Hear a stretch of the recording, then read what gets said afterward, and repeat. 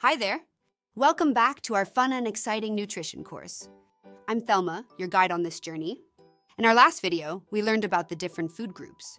Today, we're going to learn how to build balanced meals using those food groups. Are you ready? Let's get started.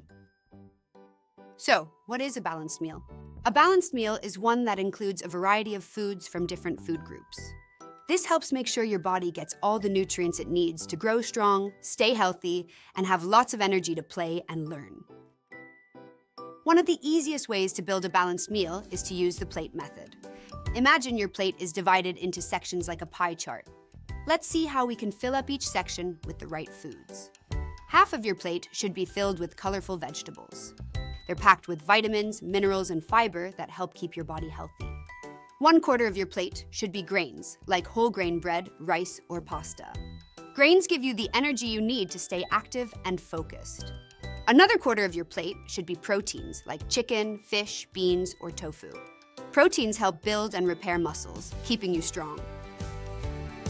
Now, let's put it all together and build a balanced meal. Imagine you're making lunch. What can we put on our plate? For proteins, let's add some grilled chicken. For grains, we can have a serving of brown rice.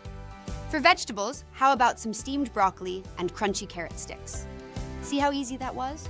Now you have a balanced meal that gives you all the nutrients you need to stay healthy and strong. Now, let's see some tips to help you build balanced meals every day. Include a variety of colors on your plate. The more colors, the more nutrients. Choose whole grains instead of refined grains whenever you can. Mix it up. Try different proteins like beans, eggs, or fish. Don't forget your veggies. They should cover half your plate.